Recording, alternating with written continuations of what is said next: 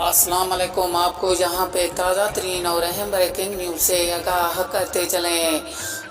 मोहम्मद बाबर आजम का कहना था कि हम अब इस तरह प्रेस्टिक कर रहे हैं और प्लानिंग गए हमारी कि इंडिया को हम हर हाल में हरा के ही रहेंगे। अब इंडिया से हमने बदला भी लेना है। बाबर आजम का कहना था कि मैं इस मुकाबले में तो सेंचुरी ज़रूर लगाऊंगा।